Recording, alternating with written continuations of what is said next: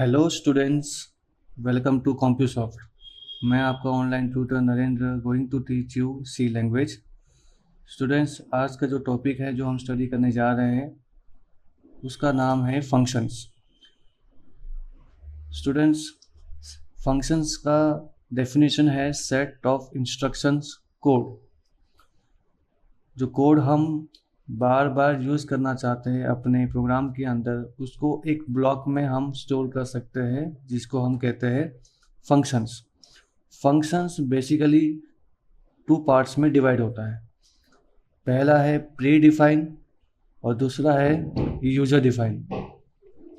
Pre defined functions वही functions है जो हम प्रीवियस वीडियोस में देखे थे, जैसे कि हमने maths.h देखा था, हेडर फाइल जिसके अंदर पहले से फंक्शंस बने हुए थे जो आपके स्क्रीन में दिखाई दे रहा है आपको।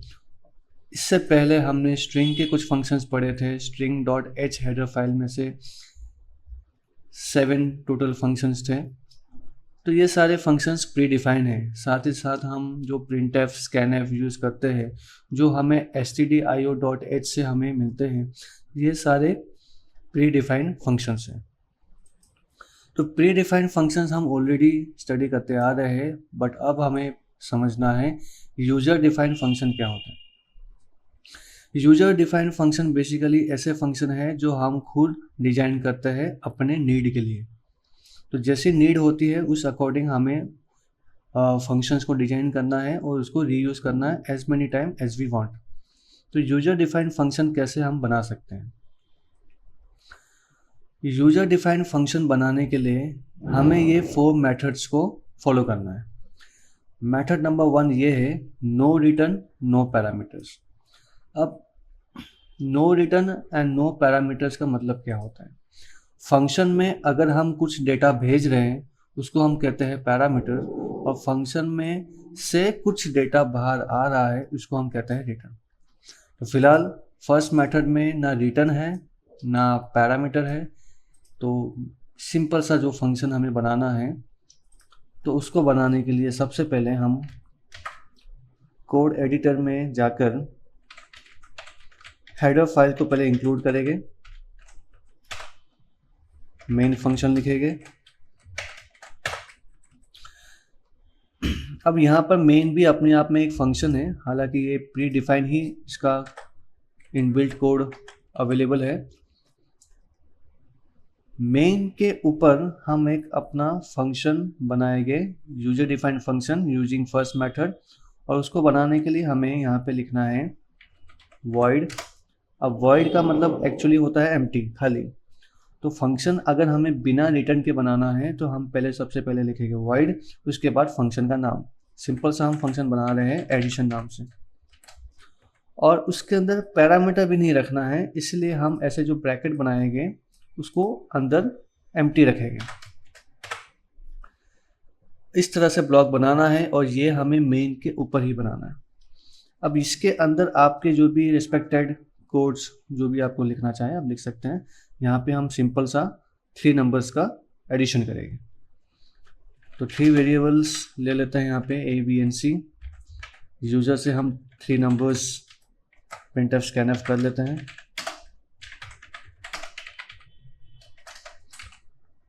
स्कैन में हम थोड़ा शॉर्ट पे यूज़ करेंगे, %d 3 टाइम्स इस तरह से लिखेंगे, और and a and b and c।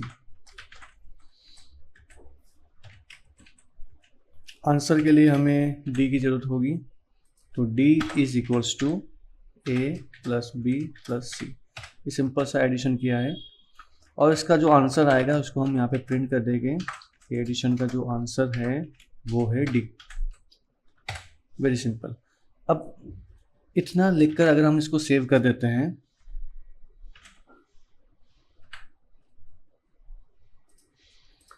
और इसको एग्जीक्यूट करते हैं F11 प्रेस करके, तो आंसर हमें क्या मिल रहा है? नथिंग, कुछ नहीं। क्यों? क्योंकि इसके पीछे रीजन ये है कि मेन हमारा एम्प्टी फंक्शन है। मेन के अंदर हमने इंस्ट्रक्शन दिया ही नहीं कि कौन सा फंक्शन को अभी एग्जीक्यूट करवाना है। भले ही आपने ऊपर फंक्शन को डिफाइन कर दिया है, बट उसको यहाँ से यूज़ करना ज़रूरी है। तो मेन के अंदर से जो हम फंक्शन को यूज़ करते हैं वो स्टेप को कहते हैं फंक्शन कॉलिंग, और ऊपर जो हमने फंक्शन बनाया है इसको हम कहते हैं फंक्शन डेफिनेशन। तो फंक्शन डेफिनेशन तो हमने लिख दिया है, लेकिन इसको कॉल करना ज़रूरी है, बिना कॉल किए फंक्शन रन नहीं हो सकता। तो यहाँ पे हमें फंक्शन कॉल करना है, उसके लिए हमें फंक्शन का नाम लिखना है जो हम ऑलरेडी ऊपर लिख चुके हैं, वही नाम आपको लिखना है, ऐसे राउंड ब्रैकेट करके देन सेमीकोलन करके कॉल करना है। So when you run the program, see it asking 3 numbers, तो 3 नंबर्स हम टाइप कर लेते हैं और उसका फिर आंसर आता है 131 विच इज़ करेक्ट। तो इस तरह से एक फंक्शन हमने डिफाइन किया है। एक और फंक्शन हम डिफाइन करेंगे उसी की जस्ट नीचे, और उसका नाम रख देते हैं प्रोडक्ट। इसमें भी हम 3 नंबर्स का ही प्रोडक्ट करेंगे, तो सिंपली सेम कोड को ही रिपीट करेंगे और यहाँ लिख देंगे प्रोडक्ट। अब यहाँ तो मैंने लिखा नहीं है, अगर मैं नहीं लिखूँ तो प्रोडक्ट का रन होगा ही नहीं, तो प्रोडक्ट नाम यहाँ पे हम इस तरह से मेंशन कर देंगे। पहले मैंने एडिशन लिखा है, इसलिए सबसे पहले एडिशन का ही कोड रन होगा। उसके बाद 3 नंबर्स पूछ रहा है जो कि प्रोडक्ट देगा। हम यहाँ स्लैशन कर सकते हैं, तो ये चीज़ यहाँ ही कर देते हैं। तो इस तरह से इसका आउटपुट हमें दिखाई देगा।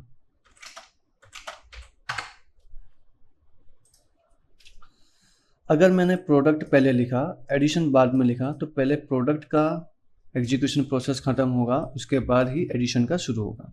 तो ये अपनी नीड है, हम इसको कैसे यूटिलाइज कर सकते हैं अब वो हमारे ऊपर है। तो this is the first method to create UDF function. Now method number 2 in which no return no parameter is there। First में नो रिटर्न नो पैरामीटर था, बट सेकंड में नो रिटर्न विथ पैरामीटर है। तो parameter इसमें है, it means there is something to be store in the function. Function के अंदर सबसे पहले कुछ हमें डेटा भेजना है। अब उसको कैसे भेजेंगे, let's see in the next example. तो इसी टाइप का हमें एक एग्जांपल कंसिडर करना है जिसमें हम वैल्यू तो यूजर से पूछेंगे, लेकिन यहाँ पे भी जो हम 3 नंबर्स पूछ रहे हैं, यहाँ पे भी पूछ रहे हैं क्यों ना ऐसा प्रोग्राम बनाया है जिसमें 3 नंबर्स हम मेन के अंदर ही पूछ लेते हैं और वहाँ से इन फंक्शन को पास ऑन कर देंगे। मीन्स कहने का मतलब यही हुआ कि हमें ये 3 नंबर्स एक ही बार पूछना है, वही 3 नंबर्स का एडिशन भी करना है, वही 3 नंबर्स का प्रोडक्ट भी करना है। तो ये 3 नंबर्स हम यहाँ नहीं यहाँ स्कैन करेंगे। तो डिक्लेयर भी हमको यहाँ नहीं यहाँ करना है, कुछ इस तरह से। अब यहाँ पे स्कैन होने के बाद हम यहाँ पे ब्रैकेट में ये ABC को इस तरह से पास ऑन करेंगे। तो ब्रैकेट में हम जो भी वेरिएबल यहाँ लिखते हैं इसको हम कहते हैं आर्ग्यूमेंट्स। तो टेक्निकल टर्म ये है कि जब हम फंक्शन को कॉल करते हैं तो उसके ब्रैकेट में हम जो भी वेरिएबल पास करते हैं उसको कहा जाता है आर्ग्यूमेंट्स। और जहाँ फंक्शन का डेफिनेशन बनता है उस बनाते समय जो ब्रैकेट में हम वेरिएबल्स को डिफाइन करेंगे। अब वेरिएबल का नाम कुछ भी रख सकते हो, मैं सेम ही वेरिएबल का नाम रख रहा हूँ, int a, int b, int c। तो यहाँ पे int लिखना ज़रूरी है क्योंकि यहाँ पे वेरिएबल डिक्लेयर होगा, फिर आप यहाँ नहीं कर सकते, यहाँ पे ओनली d आएगा।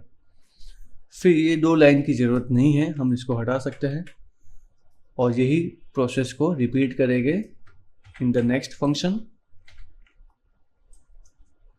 Similar way.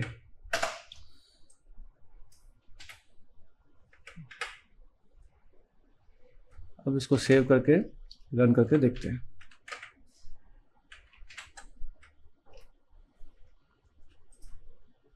यहाँ पे 3 नंबर्स हमें टाइप करना है। तो देखिए यहाँ पे यही 3 नंबर का एडिशन भी मिल रहा है और यही 3 नंबर का प्रोडक्ट भी मिल रहा है, दोनों आंसर हमें एक साथ मिल रहा है। तो ऐसी नीड हो कभी कि हमें मेन के अंदर इनपुट एक बार लेना है और उसी को फंक्शन के अंदर एज ए आर्ग्यूमेंट पास करना है। तो आर्ग्यूमेंट को मैच करेगा पैरामीटर के साथ और फिर वहाँ से डेटा लेकर आगे प्रोसीड करेगा, एग्जीक्यूशन करके रिजल्ट ला के देगा। तो यही प्रोसेस हमें समझना है। सो सेकंड मेथड में यहाँ पे रिटर्न तो नहीं है लेकिन पैरामीटर वर्ड है, और पैरामीटर मतलब ये जो ब्रैकेट के अंदर हम वेरिएबल पास कर रहे हैं, इसी को कहते हैं parameter. Now the next method is with return no parameter. अब रिटर्न है लेकिन पैरामीटर नहीं है, तो इसको ध्यान से समझना है क्योंकि पिछले दो मेथड में रिटर्न नहीं था बट अब रिटर्न है। तो नेक्स्ट एग्जांपल की तरफ जाते हैं नेक्स्ट फाइल में। तो यहाँ पे हम क्या करेंगे, एक एडिशन का प्रोग्राम रखेंगे जिसमें हम पैरामीटर नहीं रखेंगे। ऑब्वियसली पैरामीटर हमें नहीं रखना है, तो फर्स्ट मेथड का ही थोड़ा सा यहाँ पे इन्वॉल्वमेंट कर देते हैं। और यहाँ पे लास्ट में जहाँ हमें आंसर दिखाना होता है, प्रिंट करना होता है, वहाँ पे हम प्रिंट ना करके लिख देंगे रिटर्न डी। और जहाँ हम लिख देते हैं वॉइड नहीं इंट। क्यों इंट? क्योंकि हमारा जो रिटर्न वैल्यू है वो है एक इंटीजर। सो यहाँ पे आपको मेंशन करना होगा कि which type of data is going to return. Integer return हो रहा है इसलिए हम इंट लिखेंगे। अब यहाँ पे क्या लिखना है, यहाँ पे हम सब कुछ हटा के एक वेरिएबल ले लेते हैं एक्स्ट्रा, जैसे कि x। और यहाँ पे हमने मान लीजिए अगर हमने लिखा x इक्वल्स टू 100, तो इसका मतलब यही होता है कि हमने x के अंदर 100 को स्टोर किया है, यही होता है। सिमिलर वे अगर मैंने x इक्वल्स टू एडिशन लिखा तो इसका मतलब तो आप यही कहोगे कि x के अंदर एडिशन नाम का जो फंक्शन है वही स्टोर हो गया। बट इसका मीनिंग ये होता है कि एडिशन कोई फंक्शन स्टोर नहीं कर सकते हम x के अंदर। एडिशन फंक्शन का जो वैल्यू रिटर्न हो रहा है वो x के अंदर स्टोर हो रहा है। तो एडिशन फंक्शन जो है हमने यहाँ पे लिखा हुआ है, उसके एंड में हमने एक वैल्यू रिटर्न की है जिसका वेरिएबल है d। तो d में जो भी आंसर आया होगा वो चल के x में स्टोर हो जाएगा। यहाँ पर हम printf में प्रिंट करेंगे द वैल्यू ऑफ x और वो हमारा आंसर है, तो हम लिख देते हैं answer is %d and that is x। तो बेसिकली हमने यहाँ पे ये किया है कि फंक्शन से वैल्यू को बाहर निकाल के मेन में हम लेके आए हैं। तो ये प्रोसेस को हम कहते हैं रिटर्न। और कोई पैरामीटर हमने अभी तक यूज़ किया ही नहीं है, इसलिए ये विदाउट पैरामीटर है। तो ये फंक्शन से हम वैल्यू रिटर्न क्यों करवाते हैं? अगर हमें मेन में फंक्शन का जो आंसर आया है उसको फर्दर कहीं पे यूज़ करना हो, फॉर एग्जांपल अगर मुझे कोई ऐसा फंक्शन बनाना है जिसमें ये x में जो आंसर आया है उसको चेक करना है कि इवन है कि ऑड है, तो वो फंक्शन में मैं एज ए आर्गुमेंट यहाँ से पास कर सकता हूँ। फॉर एग्जांपल मैंने यहाँ पे लिखा void चेक और ब्रैकेट में मैंने पैरामीटर रख दिया सपोज कोई भी नम। यहाँ पे मैंने एक इफ कंडीशन लिखा है ये चेक करने के लिए num %2 is equals to 0, it means it is even.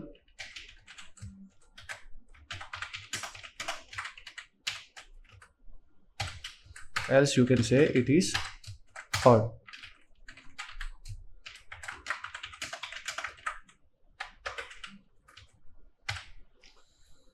तो यहाँ पर इस फंक्शन के अंदर हमें इस x की वैल्यू को भेजनी है, तो उसके लिए हम यहाँ क्या लिखेंगे, यहाँ पे हम फंक्शन का नाम लिखेंगे चेक और यहाँ लिख देंगे x।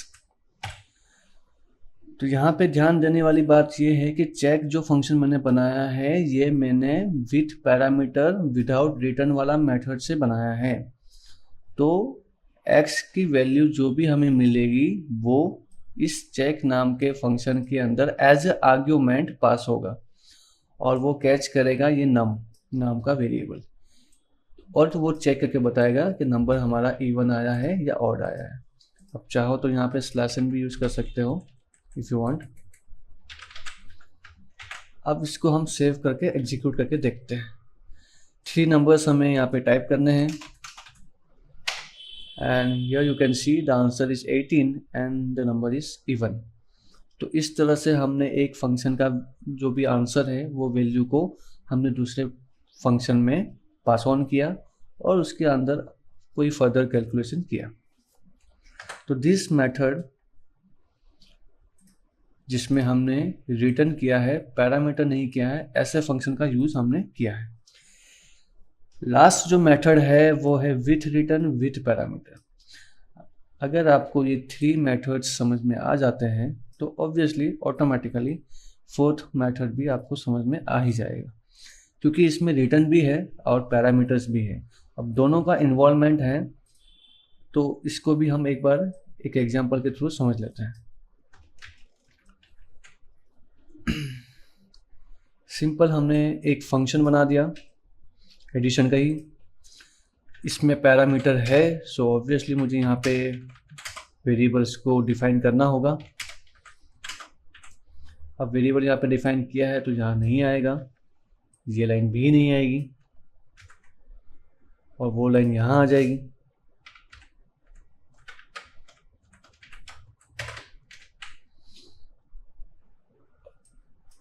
ये हटा देना है, बस हो गया। ये एग्जांपल को हम थोड़ा समझ लेते हैं। सबसे पहले एग्जीक्यूशन आपका मेन से शुरू होगा। कुछ वेरिएबल्स हमने डिफाइन कर दिए हैं, x, a, b and c. 3 numbers हम स्कैन करेंगे ए, बी एंड सी के अंदर सबसे पहले, और यहाँ पे जब हम फंक्शन कॉल करेंगे ए, बी एंड सी, इन तीनों की वैल्यू को एज ए आर्ग्यूमेंट हम पास करेंगे। तो यहाँ से जंप करके प्रोग्राम का एग्जीक्यूशन यहाँ तक पहुँचेगा। ए, बी की वैल्यू रिस्पेक्टिवली अपने वेरिएबल को पास करेंगे और फिर एडिशन होके जो आंसर आएगा डी में, वो डी का वैल्यू फिर रिटर्न होके यहाँ पे एक्स में आ जाएगा और एक्स का आंसर यहाँ पे प्रिंट भी हो जाएगा। Let's see the output. 3 numbers हम टाइप करेंगे कोई भी, उसका आंसर आ गया 31। तो काम तो हमने कोई बड़ा नहीं किया है, बट यहाँ पे प्रोसेस क्या हो रहा है, डेटा कैसे फ्लो हो रहा है, ये समझना जरूरी है। तो किस प्रकार से हमने डेटा इनपुट लेकर एज ए आर्ग्यूमेंट डेटा को पास किया फंक्शन के अंदर, और फंक्शन के डेफिनेशन के अंदर जो पैरामीटर्स है वहाँ पे डेटा को कैसे कैच करके कैलकुलेशन करके फिर लास्ट जो फाइनल आंसर आया उसको रिटर्न करके वापस मेन में लाया और उसको प्रिंट किया। यही प्रोसेस होता है, यहाँ से डेटा भेजना थ्रू पैरामीटर, वापस लाना through return. This is the 4th method. तो इसी का यूज़ करके आपको ये कुछ क्वेश्चंस हैं प्रैक्टिस करने के लिए, या प्रैक्टिस करोगे, समझोगे, कॉन्सेप्ट को क्लियर करोगे, क्योंकि आगे बहुत हेल्पफुल होगा अगर आप ये फंक्शंस अच्छे से बनाना सीख लेते हैं, बिकॉज सीखना बहुत ज़रूरी है। So if you face any difficulties in this question you may ask, और टिल देन नेक्स्ट वीडियो में फिर मिलेंगे। Till then keep learning, keep exploring. Thank you.